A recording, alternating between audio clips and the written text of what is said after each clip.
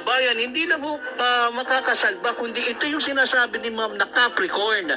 Ma'am, yung Capricorn ba is composed of how many scientists, how many yung mga gold miners ng mga research? Paano ba yan?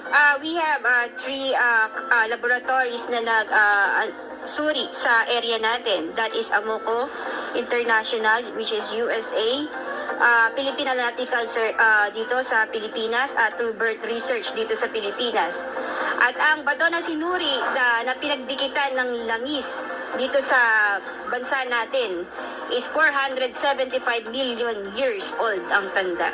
Ibig sabihin, panahon pa ng fossil fuel, panahon pa ng mga dinosaurs.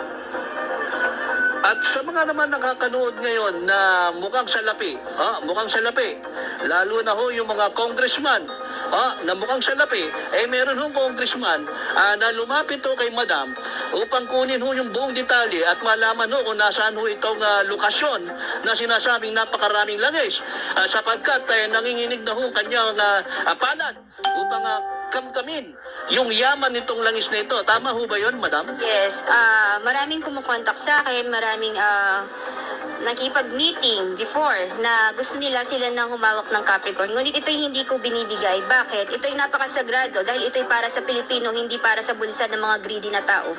Madam, ano ho mangyayari kung sakasakali magkaroon na ho ng lockdown? Ano ho gagawin ng Pilipinas? Wala. Dahil kasi pag nagkaroon ng lockdown ng langis ang buong mundo, wala. Nga ang Pilipinas. Dahil ang reserves ng buong mundo ngayon ay nanganganib na. Kaya ang dapat gawin ng Pilipinas ngayon is simula doon sa Malacanang hanggang pababa hanggang sa mga taas, makipagkaisa sila sa gagawing proyekto ng Capricorn na magsasalba hindi lang sa Pilipinas kundi sa buong mundo. Na-mention ni Madam itong Capricorn, no? Binabalaan ko po kayong lahat sapagkat meron po siyang sinabi kanina na itong Capricorn na ito ay isang sagrado. Isang napakasagradong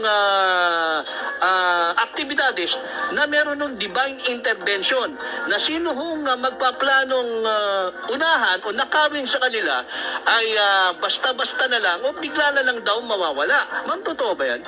Yes. Ito ay napakasagradong yung Capricorn na to. Kaya nagtataka sila kung bakit ang Capricorn lang ang merong sample analysis sa area dahil sila ay wala. Ibig sabihin lang yan, ang mga tao na pumupunta sa area is greedy na tao na may personal na interest na hindi ibibigay para sa bayan. Alright. So, ganito pala yan, bayan. Yun hong nagbabalak ng masama, ako may nagtataka, bayan, sapagkat napakatagal na hong panahon, hindi ho nila nakikita.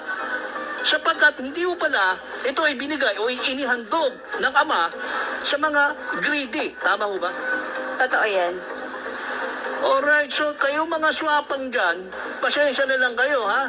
Kasi wala pala kayong mapapala, kahit pumunta kayo roon, bantay sarado pala ng mga spiritual. Yes. Totoo yan. Wala pala kayong magagawa kahit magdala pa kayo ng 1 milyong sundalo ron o kung sino yung private army nyo, sapagkat yung palang nagbabantay doon, mga spiritual, ma'am. Totoo yan. So ako po'y nananawagan muli sa mananalong presidente ng Pilipinas na sana ay magkaisa ho kayo sa Capricorn sapagkat meron na hong babala silang ibinigay sa atin na magkakaroon ho ng lockdown ng langis ang buong mundo at magkakaroon ho ng matinding kahirapan. Tama ho ba yan, ma'am? Oo, kasi pag ang langis ang pinaka-kailangan ng buong mundo. Kapag wala ang langis, lahat ay hihinto.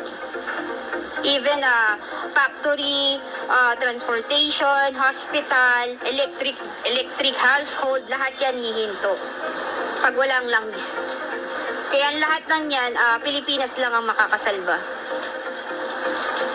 Ma'am, may binabanggit ko kayo na kapag natuloy na ho itong Capricorn, ay wala na hong mahirap na Pilipino. Hindi na ho sila maghihirap, kundi magkakaroon na ho ng maginawang buhay ang buong mamamayan ng Pilipinas. Totoo yan. Ang Capricorn ay para sa buong Pilipino, hindi lang para sa buong mundo. Ang Pilipinas ay magiging free tax, free house, free hospital, free education, lahat-lahat na. Ma'am, kung sakasakali na ito'y matuloy, magkatotoo, wala na hong mahirap. Ma'am, bali, sino ho magtatrabaho ngayon? Sino ho ngayon magpapatuloy na magpatakbo ho sa ekonomiya ng Pilipinas? The international, we will hire them na maging empleyado dito sa Pilipinas. Sila naman yung mga ngamuhan sa sarili nating bayan. Hindi ang Pilipino ang mga ngamuhan sa sarili nating bayan. Ore, sa madaling salita, ang Pilipinas ngayon ang mag-hire ng foreign workers ngayon dito sa ating bansa. Ang Pilipino ngayon ang magiging boss. Yes, totoo yan. So yung mga inapi dating OFW, may rest back time sila ngayon. Uuwi lahat sila dahil dito sila sa Pilipinas magtatrabaho din. And then we will hire the international na magtrabaho dito sa Pilipinas. Actually, marami na nagsisend sa akin, the international, the petroleum engineer, geologist, the international, Pakistan, OPEC, under the OPEC, madami. Bayan, ito ho ang aking kinakausap ngayon ay walang iba kundi si Madam Candy.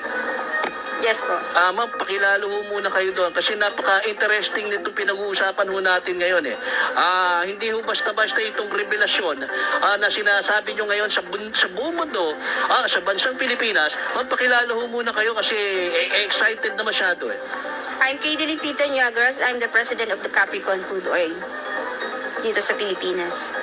Ma'am, bukod doon sa pagiging presidente nyo nitong Capricorn, ma'am, wala ho bang vice president o CEO? Wala ho bang ganun? Meron, pero ilalantad ko sila sa tamang panahon. So, Pilipino silang lahat. Yes, po. Pinaalam ko po sa inyo na ito pong Capricorn daw ay pinamumunuan ho ng mga Pilipino. Bagamat meron hong foreign countries na susuportang pinansyal dahil ho sa tinatayong refinery, ay hindi ho ito international o foreign owned, kundi local ho ito purely, no? Yes, local. Purong Pilipino para sa Pilipino na magsasalba sa buong mundo. Lupit. Malupit talaga. Bayan, ito yung sinasabi ko eh. Dumating na ho yung tamang panahon na itong bansang Pilipinas ay aangat na. At makikilala na sa panahon ho ng mananalong presidente ngayon. Tama ho ba? Yes, totoo yan. Na Pilipinas ay katulad ng isang phoenix na magre-reborn na taangat at kikilalanin sa buong mundo. Titingalain ng buong mundo.